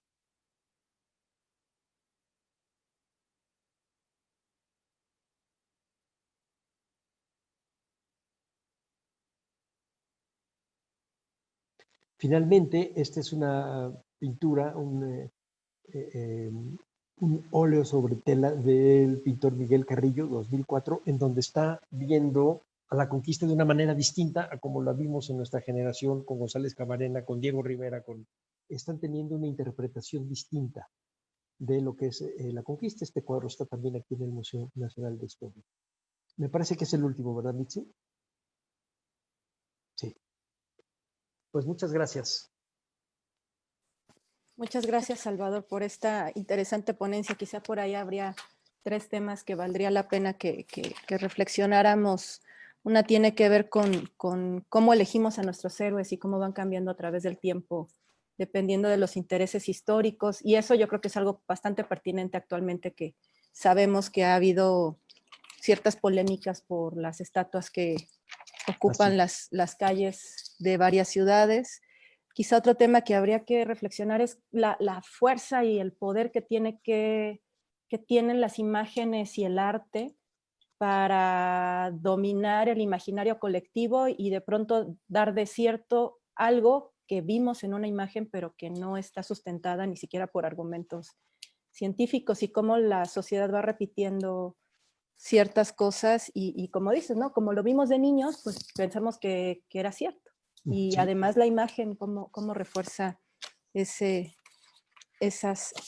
cosas. Te mandan muchos saludos. Tenemos personas que nos están viendo desde Argentina, Jennifer Baigorra, Dora de Vera de Brasil. Desde Tlaxcala te está viendo Ariadna Serrano y Guadalupe Flores, de la querida colonia Escapotzalco, Hortensia Hernández, de Pantitlán, Héctor Raimundo, del bellísimo estado de Guerrero, desde Ometepec te está viendo Fernando Galeana, desde Chilpancingo Irma García, desde Acapulco Alex Raca, de Puebla Carlos Avelino, de Quintana Roo María José Con, nuestra querida Gloria Ortiz, que también nos está viendo, un saludo, un abrazo. Saludos, Gloria. De Querétaro Luz María Moreno, y de Nuevo Laredo Juan Flores. Jackie Flores, también te mandamos un saludo. Por aquí tenemos algunas preguntas que te están llegando al Facebook. Digo, lo que todo el mundo pregunta, ¿no? ¿Desde cuándo entonces lloró o no lloró Cortés? ¿Y desde dónde sale este mito? Parece que sí llora. O sea, finalmente, como dices, yo creo que llora muchas veces. O sea, en general eran llorones para muchas cosas, incluso como un gesto político. Es decir, como una forma de humillarse y como una forma de reverencia, había lágrimas. Lo que no es claro es que haya llorado bajo el árbol. es muy seguro que haya llorado en su derrota en algún lugar entre Tlacopan y lo que ahora conocemos como Los Remedios, cuando él hace acopio de recuento de lo que va pasando y de qué se fue quedando. Pero vuelve a llorar cuando tiene que hablarles a los indígenas suyos, que se lo van a llevar hacia Tlaxcala, y les llora diciendo, bueno, no tenemos más que volver a entrar y ganar. Y entonces ellos le dicen, bueno, vamos a descansar un poco. Y los mexicas lo van siguiendo todo el camino, pero nunca hay una batalla definitiva ahí. Y yo tengo una teoría que por supuesto entró en polémica con Clementina Batcup y con Rodrigo Martínez, pero mi teoría es que en lo que llegaban hasta Tepeaca y se rehacía la fuerza de Cortés, la viruela nos va agotando, porque uno de los síntomas de la viruela es un cansancio mayúsculo y sueño. Entonces los guerreros ya agotados por la viruela no pueden pelear la cantidad de horas que querían ellos o buscaban ellos pelear. Entonces nunca hay una manera de derrotarlos finalmente. Están enfermos. Y de hecho cuando regresan a México y hacen el sitio, lo que están sitiando, están asediando una sociedad y una ciudad enferma. Lo mencionaste en el conversatorio que tuvimos con el profesor Matos sobre Así. que es probable que el contagio haya ocurrido justo un par de días antes de la Noche Triste, porque es toda la gente que se trae Cortés de Narváez. Sí, de hecho es posible que junto con la gente de Narváez que entra con Cortés, el día de San Juan entra la viruela a México. Sin saberlo nosotros y todo el daño que causó. No es la única ciudad que termina vencida por una. No, ni el único rey fue Cuitláhuac. Maxicatzin de Tlaxcala también muere de viruela. Y la viruela atacó a muchos. Y en la historia europea también. Sí, por supuesto. La propia Atenas muere o cae derrotada no por el ejército espartano, sino porque precisamente durante el sitio les cae la peste. Entonces sí es un tema muy interesante. El tema de las lágrimas también. En época mesoamericana el llanto era parte de la diplomacia y no tiene que ver con un asunto de debilidad, sino de manejo de las emociones quizá. Sí, cómo no. Sí. Sí, es muy interesante porque también eso nos ayuda a reflexionar cuánto hemos cambiado como sociedades, como comportamiento, como lo que sí está permitido, lo que no está bien visto, lo que sí está bien visto. Y el educar a un niño para que no llore, haces que no llore. Los actores cuando tienen que llorar tienen que tener una reeducación de sus sentimientos para poder obligarse al llanto. Sí, en eso somos totalmente diferentes. Armando Bencerril te manda saludos, qué espléndida tu conferencia, que eres un magnífico conductor, que te ha visto mucho en INA TV y sí, todos te seguimos con mucho gusto. Claudia Telles reflexiona, qué interesante, hay que repensar la historia y enseñarle a los niños. Y esto es algo que estamos platicando ahora tú y yo, ¿no? La fortaleza del arte y de la misión de la didáctica y cómo sí es preciso ser muy cuidadoso, pero también tiene que ver con la forma en la que se cuenta la historia. Y la historia moderna, que por supuesto no es la misma que la historia y ni las herramientas con las que contaban los historiadores de ese momento a la que tenemos ahora. Y la otra es si debemos enseñarles a los niños también las leyendas. Y yo opino que sí.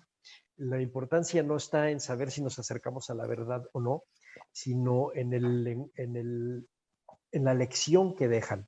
Por ejemplo, para el asunto de los niños héroes, cuando yo era niño y cuando se estaban haciendo estos libros de texto con Hernán Cortés, unos capítulos más adelante está Juan Escutia en uno de los libros volando con la bandera y en otro de los libros está sobre la roca. Lo que nos estaban enseñando es que el sacrificio era lo importante. Ahora lo que nosotros pensamos es que no es el sacrificio, fue la voluntad y la decisión de pelear contra los americanos lo que fue el hecho heroico. No matarse, porque además vivieron 50 más de ellos, sino decidir pelear. Y esa decisión además es el origen del pensamiento del patriotismo mexicano. Antes de eso no existía el pensamiento patriótico mexicano. De hecho, todavía te peleabas, como todavía sucedió en el siglo XX, por diferencias de índole religiosa. Era más importante la religión a la que pertenecías, y de ahí viene el que los irlandeses del batallón de San Patricio se hayan pasado a los mexicanos por asuntos de su catolicismo, no por asuntos de nacionalidad entendida de manera moderna. Y el patriotismo no existía. Y esa es la discusión sobre lo que hicieron estos cadetes, lo que da origen al pensamiento patriótico. Y Entonces, a eso es veces, importante. y también a veces te regresa como a esta parte de carne y hueso de la historia. Cuando uno narra la historia y se somete a hechos, a cosas muy áridas, esta parte del arte que de pronto reviste, que colorea, nos ayuda mucho. Ahora lo que tenemos que hacer es comprender de dónde viene, por qué ocurrió. Tú lo mencionaste muy bien y te agradezco mucho que hayas empezado con eso, con demostrarnos que hay libros que no salieron o que no estuvieron accesibles para muchos investigadores, para muchos historiadores, mucho menos para la sociedad en general, y que son esos datos los que después nos van a ir ayudando a entender mejor las cosas. Sí. Mike Soriano, hablando del Sincalco, lo mencionabas tú, hay una versión de que en esa famosa cueva, una de las conocidas entradas al Mictlán, Moctezuma resguardó el gran tesoro de Xeyacatl al saber que las huestes españolas eran Sí. por lo que venían. Sí, tienes razón. Y eso creó una leyenda a principios del siglo XVII, en donde se volcó buena parte de la población a buscar el tesoro acá y empezaron a rascar abajo de los ahuehuetes. Y eso lo menciona Chimalpain, y dice, no, bueno, tuvo que intervenir la ciudad porque estaban dejando las raíces sueltas y estaban matando a los árboles o haciendo que se cayeran. Y tuvo que venir a la ciudad a prohibir que se hicieran estos agujeros porque alguien había pasado la leyenda de que ahí había traído Moctezuma el tesoro. Estamos hablando de principios ya del siglo XVII.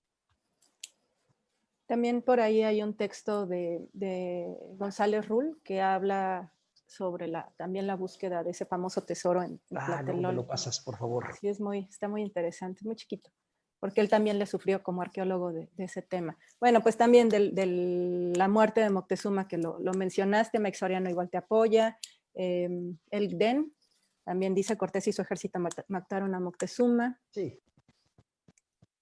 Es probable. Cometa Fugaz te dice, las litografías de la Biblioteca del Niño Mexicano son de María Elena Velasco Lecuona. ¿Las qué, perdón? Las litografías.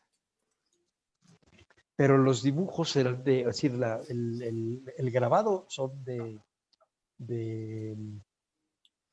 Posada. Las litografías, yo me imagino que está ahí hablando de las imágenes que están adentro del fascículo. Ah, pero sí es un buen dato, qué bueno que me dice, lo voy a apuntar. Si me lo dices otra vez. María Elena Velasco Lecuona. Ah, muchas gracias.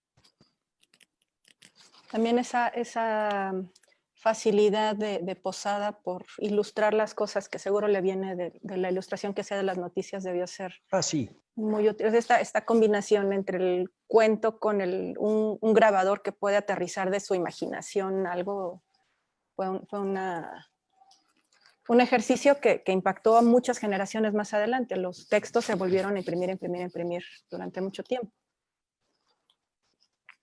Rosalinda te manda felicitar, te manda agradecer por las enseñanzas. Mike Soriano dice que algunas fuentes comentan que las imágenes de la persona de Hernán Cortés que conocemos en realidad correspondían a Carlos V. Sí. Las europeas y las de alguna de las medallas. Y Elena Montiel dice que el busto de Cortés que mostraste nada que ver cómo era en realidad. Bueno. No, porque las descripciones de Bernal era que, por ejemplo, tenía una barba rala. Era un hombre de unos 59 o unos 60, fornido, con las piernas un poco arqueadas, barba rala, muy activo.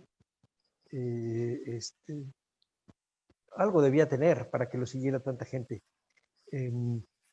Pero sí, no se parece a este hombre renacentista con la barba muy poblada, etc. No, al parecer no va por ahí.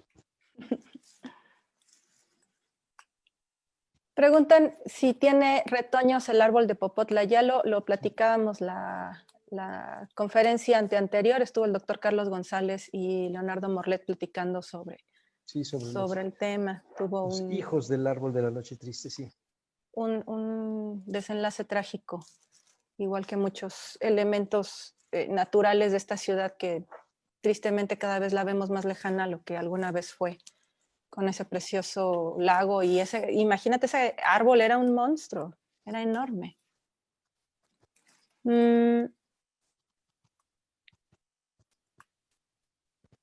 Fernando Galena dice, si se tiene claro que el episodio del llanto de Cortés podría no haber existido, no existió como tal, ¿qué tan cerca estamos de que la Secretaría de Educación pueda cambiar este paradigma y colocarlo como un tema meramente mítico?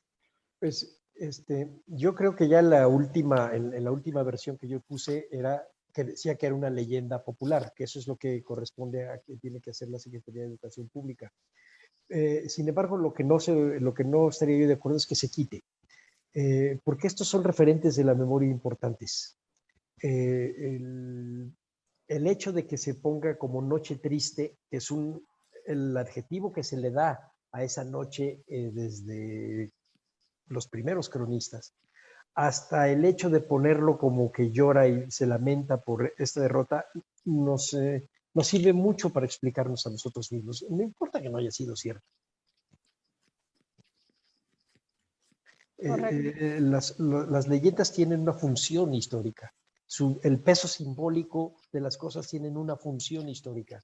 Porque nosotros somos, se los digo yo que he estudiado al zapatismo básicamente a través de la memoria y de la historia oral, la historia es lo que pasó, lo que creemos que pasó, lo que queremos que haya pasado, lo que hemos explicado en distintas versiones que pasó y lo que nos imaginamos que pudo haber pasado. Todo eso junto es lo que nos da una conciencia histórica y todo eso vale.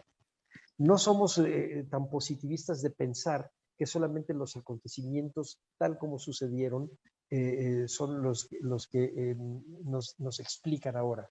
Ese es un tipo de historia que era muy inútil y por eso deja de funcionar, que era una historia para historiadores en el siglo XIX, en donde la precisión del dato era importante, pero no había una filosofía de la historia que te dijera por qué pasaban las cosas, sino que te las daban ya hechas. José María Morelos es el generalísimo y caudillo de la independencia. Sí, pero ¿por qué? ¿De dónde viene? ¿Por qué uno de los curas más pobres en un rincón de la cristiandad acaba siendo el verdadero fundador de esta nacionalidad? Ese por qué nos lo tenemos que explicar. Y a lo que vamos a llegar es que la historia es contingente y que enlaza miles de acontecimientos y solamente escogemos algunos para explicar las cosas. Que también nos habla de nosotros mismos. Bien Claro.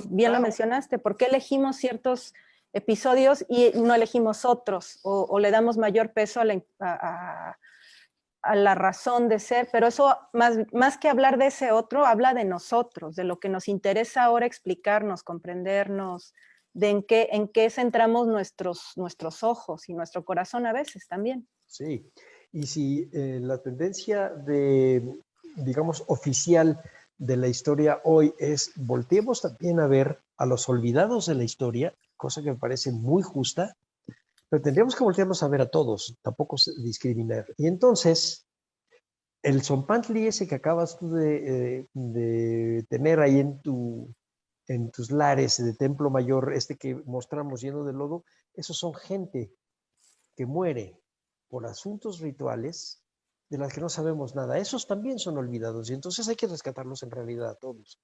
Y eso nos va a llevar a una cosa, lo que tendremos que ir armando es una historia sin nombres y apellidos y una historia de la especie y de por qué somos como especie. Y eso es Eso algo... sí nos va a llevar un poco más a una generalidad de lo humano y menos a la especificidad del acontecimiento singular. Y creo que estamos listos, hasta incluso tecnológicamente hablando, para poder lograr una vinculación e insertar esta historia de nuestro país y de nuestros antecedentes con una historia global mundial que a veces se pierde de vista. Eso Sí, nos pasó ahora con Presagios, que logramos hacer como un entrecruce de lo que estaba pasando en Europa contra lo que estaba pasando acá, y nos permitió entender otra forma en la que estaba pasando lo mismo en Asia, en África, en sí, otras partes, porque nos guste o no nos guste, todos estamos en el mismo barco. Y a partir del siglo XVI, de inicios del siglo XVI, más unidos que nunca. Y a veces sí, son claro. cosas que no se entienden a menos de que se entienda lo demás. Y por eso el decir que esta batalla de la Noche Triste es un trasbordo de la historia es verdad. Si no hubiese habido la viruela, o sea, si no hubiera llegado la viruela el día de San Juan y si hubiesen derrotado totalmente a los españoles, seguramente otra cosa hubiera pasado, pero no pasó.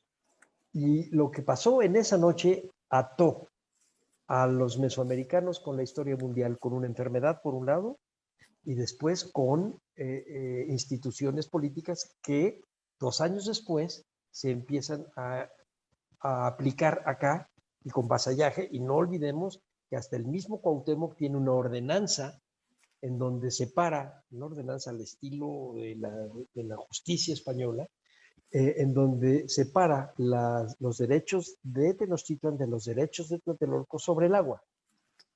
Es decir, la antigua posesión prehispánica, pero ya hecha a la manera española, acepta eso. Por eso le recriminan a Cortés que haya matado a Cuauhtémoc. O sea, no tenía necesidad. Fue puro miedo. Sí, sí, eso va a ser tema de alguna exposición, y creo que también esa es parte de nuestra labor como directores de museos y de historiador, tú, en tu caso, de acercarnos de maneras distintas a contar la historia. Es decir, la historia no solo se cuenta en un libro de texto, también se Sí, cuenta en conferencias, en pláticas como las que tú das, y que te agradecemos muchísimo porque además tienes una elocuencia que nos ayuda a entender las cosas de mejor manera. Y esta es como una de las misiones también del instituto. Lulú Valdés, esto está interesante, que dice que la historia no se cuente con fundamentos, sobre todo a los niños. Le pregunto a mi nieto de primaria qué me puede platicar sobre este tema que le enseñarán en la escuela, y dice, solo lo que tú me platicas, pero no creo que ese señor llorara. Y tiene que ver con que los niños también son muy críticos, y eso está muy sí, bien. está muy bien. Qué bueno que dice eso y qué bueno del nieto que pone en duda eso. Bueno, Benoit dice que si no hay pruebas de que Cortés llorara, ¿por qué lo puso la SEP? Ya lo platicaste, tiene que ver con una tradición y una herencia de los historiadores del 19 y del 20 que en algún momento dan por hecho algo que prudentemente, y eso lo mencionas tú muy bien, creo que no lo hemos comentado, pero lo que nos estás platicando salió publicado en una de las ediciones de Arqueología Mexicana, la última edición especial, si no mal no recuerdo, es la de junio. Y ahí Salvador Rueda menciona que la primera vez que aparece en un libro de texto, ahí dice prudentemente que es una leyenda. Okay. Sí, sí. Y también después, decía que la leyenda popular menciona el acontecimiento. Se va perdiendo cuando el árbol deja de existir. Es decir, cuando ya no tienes el referente de memoria vegetal y el árbol se está muriendo y no es más que un palito, se deja de explicar. Ya no hay manera de que los niños lo puedan ver, ni siquiera los de la Ciudad de México, pero antes pues, salían retratos de la gente que venía de visita y se retrataba al pie del árbol. Eso me tocó a mí verlo muchas veces. Era un centro de atracción de mucha gente del país, retratarse del árbol de la Noche Triste. Era un referente, que es a lo que me refiero. Pesaba simbólicamente. Cuando ya no existe, pues también dejas de mencionarlo. Y yo pienso que eso se va a ir diluyendo cada vez más. Y ahora con la idea de poner que era la noche, no la noche triste, sino la noche del triunfo, etcétera, pues me parece que confundió un poco más que resolvió. La derrota española es clara y la noche triste se la pusieron ellos. ¿Yo por qué lo creo? Bueno, porque murieron 6,000 hombres ahí y para mí eso es una tristeza de uno y de otro bando. Correcto, correcto. Jonathan Morales, es muy cierto, y que es positivo acercar a los estudiantes a las diversas versiones de la historia. En lo personal veo como mis alumnos no solo se asombran, los más importantes que comienzan a ser críticos y analíticos sobre nuestra historia, cuestión que debo agradecerles. Lulú Valdés te pregunta sobre el peto de Alvarado, que además está en tu precioso museo, cosa que te debemos de agradecer porque no es fácil dirigir un centro con tanta complejidad. Tienes una colección maravillosa y ese museo siempre está en perfecto estado. Entonces, sí, te tenemos que reconocer el trabajo que haces. Te pregunta sobre el peto. ¿Cómo se sabe que es de él y de dónde? Tiene un escudo y dice Alvarado. Y siempre se ha tenido como de Pedro de Alvarado. Yo tengo idea de que ese peto es de las que estaban en el antiguo Museo Indiano de Boturini y después fue a dar al Museo Nacional. Pero tiene un escudo en donde está grabado el escudo de Pedro de Alvarado y dice Alvarado. Gracias, Salvador. Esaú Ramírez, colega historiador. Creo que en la historia no existe una objetividad, siempre la escritura de la historia es subjetiva. Claro. Y eso ya lo platicamos. Jennifer Baigorra nos dice una mirada más antropológica, que eso a veces creo que esa es una de las habilidades o de las cualidades que tienen quienes trabajamos en el INAH, esta capacidad que tenemos de la discusión con otros especialistas y otros colegas que tienen una formación más antropológica que nosotros, nos acerca de una manera distinta a las cosas. Ya lo platicaba Salvador, que su intervención en este ciclo surge a raíz de una conversación que tuvimos cuando comenzamos esta aventura de la organización de la que iba a ser la exposición temporal y que ahora nos remitimos a estas conferencias, y platicábamos con él sobre la posibilidad de que nos prestara ciertas partes de su colección para esta muestra. Y fue precisamente en estas pláticas que comenzamos a ver la importancia de un tema así. Bueno, pues quién mejor que Salvador Rueda para hacerlas. Y eso nos habla de la riqueza de la interdisciplina que hay en nuestro instituto y en la ciencia en general. Yo creo que la ciencia no crece si no hay una conversación y una charla en pro de conocer de mejor manera las cosas y donde se intersectan distintas disciplinas. Nosotros que somos arqueólogos y tú que eres historiador, bueno, se hace una riqueza muy bonita. Fernando Galeana, esta visión tan amplia sobre los hechos históricos es la que debemos aprender y pugnar porque sea la que nuestros hijos reciban. Eso va a también depender de los padres, además de los maestros que tan esforzadamente Y de los museos, hacen. tiene toda la razón. Y de los museos. Sí. Y de nosotros como áreas. Esaú Ramírez dice, ¿cómo explicar a las personas no especializadas que esas leyendas que daban como hechos no son verdad? Lo que hay que explicarle es que no importa que no sean verdad. Lo que es importante es saber por qué existen y qué peso tienen en nosotros mismos. Yo he visto la cara de desilusión de los niños cuando les dices, es que no se aventó con la bandera. Dices, no, pero ¿cómo? No me digas eso, por favor. Claro, es que decirle, bueno, pero sí se murió y se murió además más feo que si se hubiera aventado con la bandera, porque muere de septicemia el pobre muchacho, y además es el último que se rinde. Eso no lo hemos dicho. Es uno de los que decide ir, decide, sabiendo que los americanos los pueden destrozar, deciden ir a defender y muere encerrado en algún lugar del castillo, no rindiéndose hasta que le dijeron, es que ya se rindieron todos. Y entonces sale y va todo herido y muere en un hospital de septicemia, de las heridas. O sea, el hecho heroico no está si se aventó o no con la bandera, eso da lo mismo. El hecho heroico está en que este muchacho, porque un muchacho como de secundaria o preparatoria, no era un niño de primaria, era un muchacho de secundaria o preparatoria que decide tomar las armas no importando lo que fuera a suceder y no se rinde, es el último que se rinde. Bueno, esas cosas son las que hay que ir contando para ir quitándole cierto sesgo de inverosimilitud, pero no a la leyenda. Hay que decir, y la leyenda dice que se aventó, pero la realidad es esta. Y el niño decide. No son tontos. Y entonces van a acabar cambiando poco a poco los valores, entendiendo que de todos modos hay una lección histórica detrás de un relato. Correcto. Mike Soriano dice, aún nos seguimos retratando en el Ahuehuete, como bien lo menciona. Claro. Como referente está excelente el saber que ese lugar hace 500 años salieron ganadores los mexicas, muy independientemente de si Cortés no lloró o lloró ahí. Y eso también es importante y como arqueóloga es uno de los temas que trabajamos mucho. El referente material, nos guste o no nos guste, nos impacta y nos mueve como sociedad. A los seres humanos nos gusta tener objetos que nos remitan a esos tiempos y por eso también el instituto le ha invertido muchísimo a mantener las zonas arqueológicas de nuestro país. Templo Mayor es uno de los mejores ejemplos.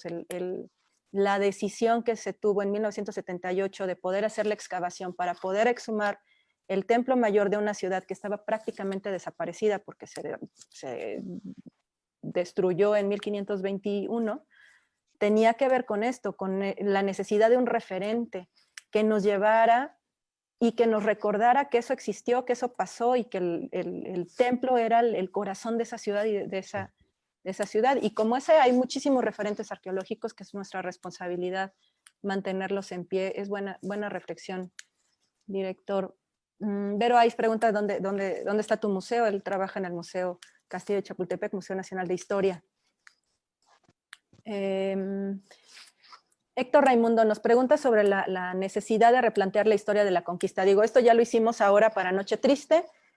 El primer ciclo fue el encuentro entre Cortés y Moctezuma, de ahí devino la serie de presagios. Y efectivamente, el próximo año el profesor Eduardo Matos está preparando una serie de actividades, unas conferencias, unas publicaciones que nos hablen de este episodio que fue un marcador mundial. Sí, pero nuestro reto, si me permiten meterme en lo que no me importa, nuestro reto está en que contemos esa historia enriqueciéndola y no empobreciéndola. Es decir, nutriéndola de acontecimientos que se van descubriendo y de interpretaciones, por muy disímiles que son, y tratar de que los adjetivos no se carguen sobre el relato. Existirán, por supuesto, pero que no la empobrezcan. Es decir, que no regrese uno al blanco y al negro. Que en primer lugar entendamos que pasó hace 500 años y la otra que pasó hace 200 años. O sea, ya pasó, pero son nuestros ancestros los dos. Y hay que tratarlos con la dignidad de eso, de nuestros ancestros. Y esa dignidad lo que nos exige es enriquecer los relatos y tratar de entender cómo ellos eran. Por ejemplo, el llorar. Tratar de entender esa parte. Como dijiste tú muy bien, el manejo de los sentimientos. Hay que tratar de entender eso, son distintos a nosotros. Y hay que enriquecerlo. Porque si lo que hacemos es poner a juzgar muertos, regañar a los muertos y ponerlos con valores de nosotros, no vamos a entender nada. Ese es el reto. El reto va a ser enriquecerla y no empobrecerla. Y comprender la situación y creo que algo que nos ha dejado la moderna ciencia histórica tiene que ver con regresar a esta parte humana. Entonces, comprender, por ejemplo, esto que nos mencionas, ¿no? Cortés lo que Sitia es una ciudad enferma. Sí. Una ciudad, Matos lo menciona y creo que es súper acertado lo que nos decía de que hay factores psicológicos que también influyen en la guerra. Es decir, la guerra no solo es, bueno, llegaron, ganaron, eran muchos, estos eran poquitos, y ahí se acabó la historia, sino entender como todo el complejo y que el bando español estuvo a punto de ser derrotado en muchas ocasiones, que se les murió su rey principal, luego se les murió el otro y luego el que le sigue era muy joven. O sea, ese tipo de cosas que ahora nos quedan más claras y que nos pueden ayudar a entender a los seres humanos de hace 500 años. Sí, claro, ese es el chiste, esa es la clave. Durruti de Alba Martínez dice, en este enfoque habrá que rescatar al personaje que fue don Carlos de Sigüenza y Góngora y sus estudios sobre los antiguos mexicanos. Sí, tiene toda la razón, lo hemos hecho. De hecho, hace no mucho se dio en alguno de estos una conferencia, en alguno de estos ciclos, una conferencia sobre los reyes vencidos. Y el texto, yo lo hice, el texto empieza precisamente con la descripción de don Carlos Sigüenza y Góngora sobre los reyes mexicas, cómo empezaron. Y es muy interesante porque empieza a hacer alegorías en donde aparece Neptuno como el origen de los reyes mexicanos, Neptuno. pero porque está jugando con alegorías. Si no entendemos que está jugando con alegorías, nosotros diríamos es un pésimo historiador, ¿cómo se le ocurre que no, espérate, está hablando de otra cosa. Están jugando con el lenguaje. Ahora lo que tendremos que hacer es también meter, así como lo estamos haciendo con el Zoom, empezar a meter imágenes en las computadoras y explicar mucho más con imágenes, como lo hacían antes, pero sí jugar con la literatura, porque de otro modo vamos a acabar leyendo puras imágenes y cero literatura. Y bueno, parte tú lo mencionabas hace un rato, parte de estas tendencias iconoclastas van sobre las estatuas y están yéndose sobre la lectura de una ciudad y no van sobre los libros, porque los libros no les importan. Mejor, no les quiero dar ideas. Lisandra, y dice, pregunta, ¿creen que surge un movimiento nacionalista con base en valores prehispánicos que termine en un problema racial en el país? Está muy difícil porque lo que sí puede pasar es que sí acabemos entendiendo y respetando las diferencias culturales indígenas y no solamente indígenas, de todo tipo que tenemos en México. Es difícil que aparezcan los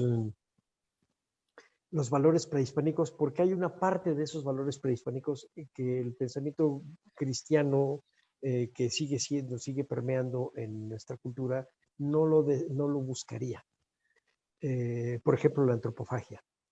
Eso para nosotros es un tema casi tabú. Yo recuerdo hace años cuando salió un libro sobre el sacrificio humano, si no estoy mal, era de Yolo González, estoy hablándoles hace unos 30 años. Híjole, hubo mucha gente que se puso así. ¿Cómo es posible? Sí es posible porque piensan de una manera distinta. Te gana tu cristianismo. Entonces, para nosotros eso no está bien. Pero si leen los textos de los romanos del siglo V después de Cristo, van a entender muchas otras cosas de la mentalidad del mundo antiguo que a nosotros, en estos valores, nos pondrían los pelos de punta. Empezando por el papel de las mujeres y de los niños. Yo creo que también es un acierto de la antropología, que nos ha demostrado, en particular en los últimos dos siglos, qué tan distintos podemos llegar a ser y que no es tan fácil estar pensando que hay valores universales que todos compartimos y con los que es normal. El tema de la muerte, del sacrificio, del tratamiento de los cuerpos, lo platicaba con Jimena Chávez, es un tema que nos tan distinto, pero que también nos hace humanos. Es una de las razones por las cuales el Homo sapiens se separó del resto de los homínidos, que tiene que ver con la idea de enterrar a tu muerto, a tu pariente, a tu ancestro. Sí. Entonces, lo que sí es importante es no perder de vista que existen esos valores prehispánicos que se pueden explicar y que nos pueden hacer sentir orgullosos si los desdoblamos a los valores nuestros, como hizo Diego Rivera. Es decir, antes de la revolución era imposible pensar que los protagonistas de un cuadro fueran indios. Después de la revolución los tiene Rivera, los tiene Ramos Martínez, los tiene mucha gente. Hay un cambio de paradigma que ahora para nosotros es totalmente normal, pero para cuando ellos lo hicieron era totalmente novedoso. Ese tipo de cambios de paradigmas se pueden ir dando siempre y cuando sí manejemos la distancia. Si vas a usar los valores prehispánicos, sí, pero no puedes regresar a la vida de hace 500 o 600 años porque es distinta. Y si llegas a hacerlo puede ser un poco frustrante. Yo me acuerdo cuando yo era, digamos, hace unos 50 años, cuando yo era adolescente, la propuesta de las comunas neolíticas, es decir, que comieran solamente semillas y que comieran una vida comunal, acabaron fracasando, porque era un neolítico que estaban inventando, no existía más que en su cabeza, no era el verdadero neolítico en donde comían carne, a veces vivían poquito, no tenían vacunas de nada, se infectaban de muchas cosas, pero el Neolítico no debe haber sido la edad de oro. Esa solamente existe en nuestra cabeza. Que además los valores tienen que ver con un tipo de vida y que ya no tenemos. Eran sociedades prácticamente agrícolas que vivían y tenían una forma de ser, de trabajar que ahora no. Entonces, más bien yo creo que es aprender de lo que ha ocurrido y tomar lo que mejor nos convenga pensando en una armonía social que nos ha costado trabajo. Ya lo platicarás tú el próximo año en Independencia, pero de 1810 para acá la construcción de este país ha sido difícil, pero para bien. Sí, así lo creo yo también. Pero tuvimos la suerte de tener gente como Cárdenas que pudo hacer este amarre, porque si no, nos estaríamos todavía matando.